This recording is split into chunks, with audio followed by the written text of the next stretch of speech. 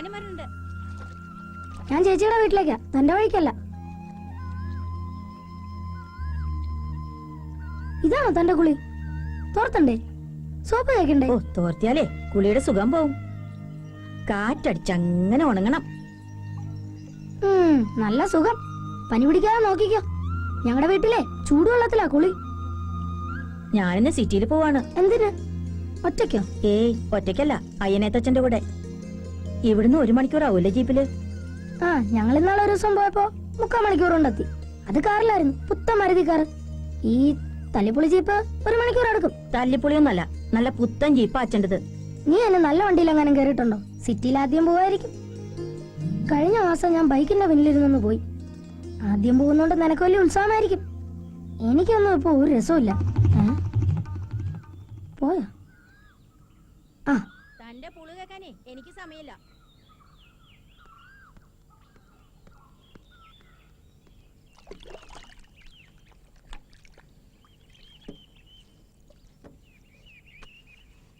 എന്താടാ അത്? എടാ, നിന്നെ മണ്ടൻ വിൽസൺ എന്ന ഇടവകയിലുള്ള എല്ലാവരും വിളിച്ചപ്പോഴും എനിക്കൊരു ചെറിയ സംശയം ഉണ്ടായിരുന്നു. എന്നാ പറ്റി ഇപ്പോ? പ്രത്യേകിച്ചൊന്നുമില്ല. എടാ മണ്ടച്ചാരെ, നനഞ്ഞ തുണി വെച്ച് പിന്നെയും പിന്നെയും തുടച്ച കണ്ണാടി വൃത്തിയാവോടാ? പിന്നെ എന്നാ ചെയ്യാനാ? ഇതാ ഇങ്ങനെ ഈർപ്പം മാറിയ തുണി വെച്ച് വേണം തുടയ്ക്കാൻ. മനസ്സിലായോടാ വാനരാ? ഉവ്വ. വാനരനാണെന്ന് മനസ്സിലായി ഇല്ലേ? ഉവ്വ.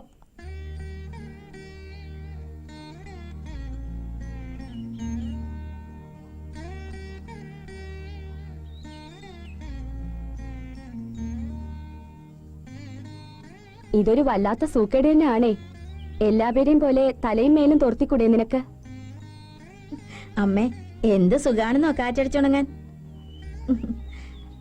അമ്മയെ ഇനി അങ്ങനെ ചെയ്തു നോക്കണം. ഇതുവരെ നിനക്കേ ഉണ്ടായിരുന്നുള്ളൂ ഈ വീട്ടില് പിരിയിളക്കം. ഇനി നിന്റെ വാക്ക് കേട്ടിട്ട് വേണം എനിക്കും കൂടി നൊസ്സളകാൻ. മോനെ ബാലു, നിനക്ക് വേണ്ടി പാന്റ് എടുത്ത് പുറത്തു വെച്ചിട്ടുണ്ട്. തേച്ച മുണ്ടും കാണണം അവിടെ. മുണ്ട് മതി അമ്മേ. ഗണേശൻ തന്ന പാന്റ് നീടില്ലെന്ന് നിർബന്ധാണല്ലേ?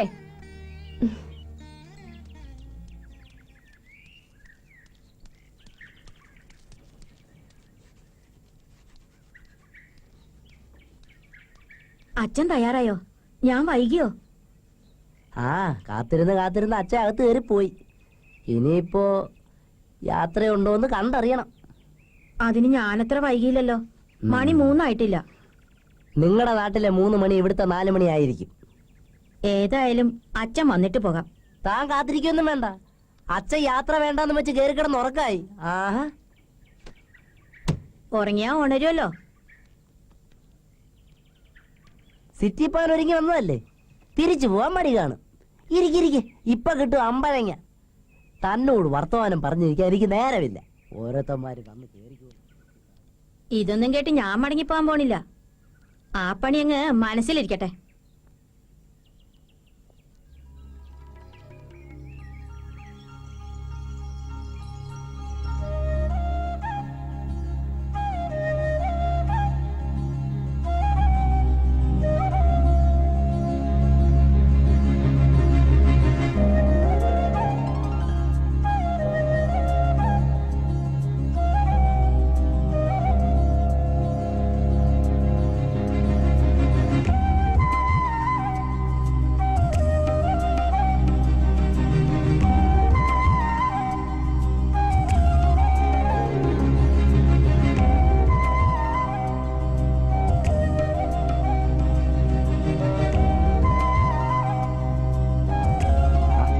ബാലു, നീ വന്നിട്ട് കുറച്ചു നേരമായോ?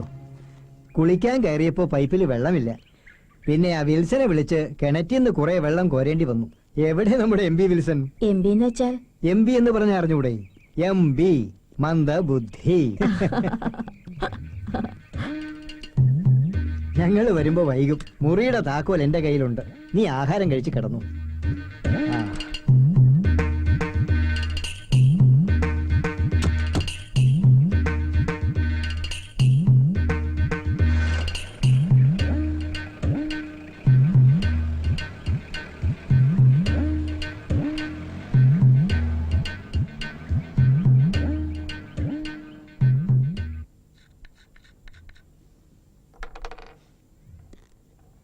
ഇതാ ഇത് നോക്കി ഇതേപോലെ ശ്രദ്ധിച്ചു വരയ്ക്കണം. ഉം? ഉം? ഉം. ഹും.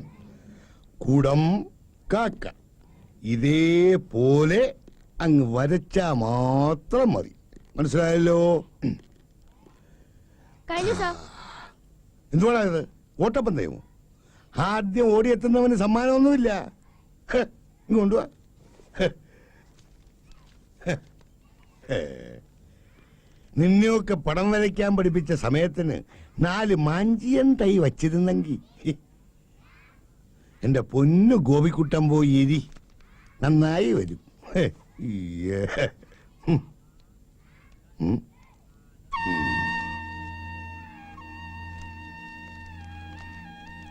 തന്നോട് ഇതൊക്കെ വരയ്ക്കാൻ ആര് പറഞ്ഞു? കാക്കയുടെ ചിറക് ഇങ്ങനെ വിടർത്തിയിട്ടില്ലല്ലോ എന്റെ ചിത്രത്തിൽ. അതെന്റെ കാക്ക ഇപ്പൊ പറഞ്ഞു വന്നിരുന്നതേ ഉള്ളൂ സാർ. കുടം ചരിയാൻ കാരണമോ? അത് ചരിഞ്ഞിരിക്കുന്നതിനാ കൂടുതൽ ഭംഗി. താൻ ആരാ? വിക്കാസോവോ അതോ നാടൻ വിക്കാസോ? എടോ പറയുന്നടങ്ങ് വരച്ചാ മതി കേട്ടോ. അധികം ഭാവനയൊന്നും വിളമ്പണ്ട. ആ വേലായുധ സാർ ഇങ്ങനെ നല്ല പടം കണ്ടാ തിരിച്ചറിയില്ല. സാറ് ബോർഡിൽ വരച്ചിരുന്ന പടങ്ങൾ എനിക്ക് തീരെ ഇഷ്ടമല്ല. ശ്യാമയ്ക്കോ? ഞാനതൊന്നും ആലോചിക്കില്ല, കണ്ടതുപോലെ അങ്ങ് വരച്ചു വെക്കും. സാറിന് അതാ ഇഷ്ടം. ഞാൻ എത്ര ശ്രമിച്ചിട്ടും അതിന് പറ്റുന്നില്ല. ഏയ് ബാലു അങ്ങനെ വരയ്ക്കണ്ട. കഴിവ് കുറഞ്ഞവർക്ക് അതേപോലെ നോക്കി വരയ്ക്കാൻ പറ്റൂ, എന്നെ പോലുള്ളവർക്ക്.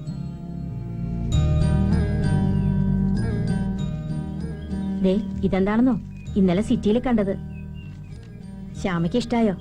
എനിക്ക് ഇങ്ങനെയൊന്നും വരയ്ക്കാനേ പറ്റില്ല.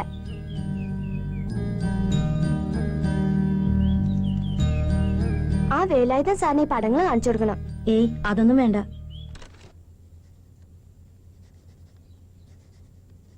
ഇനി സിറ്റിയിൽ പോകുമ്പോ നിന്നെ കൂടെ കൊണ്ടുപോണ്ട് കേട്ടോ. കേട്ടോ സുന്ദരി? എന്നിട്ട് നിന്നെ കൂടെ ചേർത്ത് കുറെ പാടങ്ങൾ വരയ്ക്കണം. ഏതായാലും അച്ഛൻ തന്ന പെൻസിൽ കൊള്ളാം. ചിരട്ടക്കരി കൊണ്ട് വരച്ചു വരച്ചു മടുത്തു. യുവജനോത്സവത്തിന് ഈ പുതിയ പെൻസിൽ കൊണ്ടൊന്ന് കലക്കണം. സുന്ദരി സുന്ദരി ഒന്നൊരുങ്ങി വാ, നാളെയാണ് താലി മംഗലം.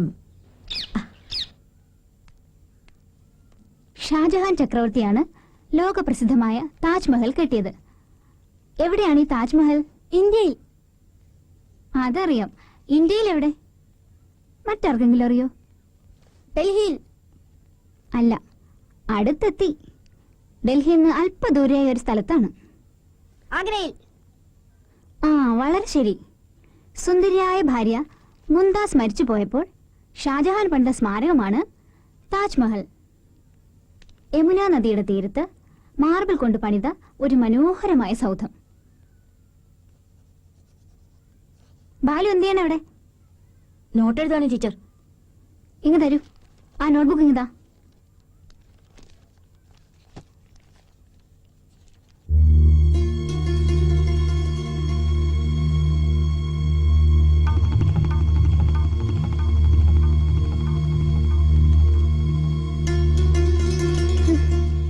ഒരാളുടെ നോട്ട് കണ്ടോ? പോയി ഹെഡ് മാസ്റ്റർ കാണിച്ചിട്ട് ക്ലാസ്സിൽ കയറിയാൽ മതി.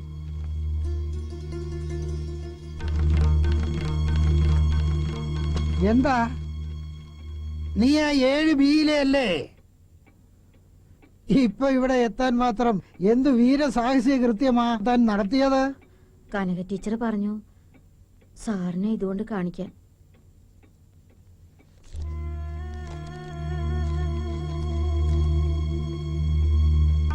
എന്താടോ ഇതെല്ലാം? ഓഹോ, ക്ലാസ്സിലിരുന്ന് എഴുതിയെടുത്ത നോട്ടായിരിക്കും. അത് ശരി. ഇതിനുള്ള സമ്മാനം വാങ്ങാൻ കനക ടീച്ചർ ഇങ്ങോട്ട് പറഞ്ഞു വിട്ടതാ അല്ലേ? ചിത്രകാരനുള്ള പാരിതോഷികം ഉടനെ തന്നെ തരാം.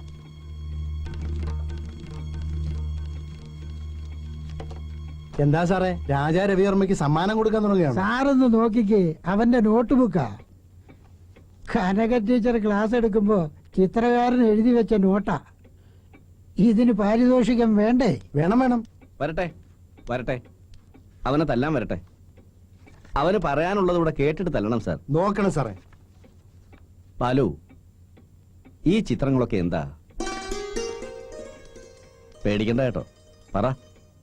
തന്റെ പടങ്ങളൊക്കെ കേമം തന്നെ. പക്ഷേ അതിന്റെ അർത്ഥം കൂടെ പറഞ്ഞ പറയടോ. ടീച്ചർ പറഞ്ഞ കാര്യങ്ങളാ ഇതൊക്കെ. ഞങ്ങള് വിവരമില്ലാത്തവർ, നീ ഒന്ന് തെളിച്ചു പറ. ഇത് മുംതാസ്, ഇത് ഷാജഹാൻ ചക്രവർത്തി, ഇത് ജോലിക്കാര് പണിയെടുക്കുന്നത്. ഈ പാഠമാണോ ടീച്ചർ പഠിപ്പിച്ചുകൊണ്ടിരുന്നത്? അതെ സർ. ആ സാറേ, അവൻ നോട്ട് എഴുതിയതാ, ചിത്രഭാഷയിലാണെന്നേ ഉള്ളൂ. അവൻ ഇനി മലയാളത്തിൽ എഴുതിക്കോളൂ. അല്ലേ ബാലു? ചെല്ല് ചെല്ല്, ഇനി കുത്തി വരച്ചോണ്ടിരുന്നാ ഉണ്ടല്ലോ. പൊക്കോ.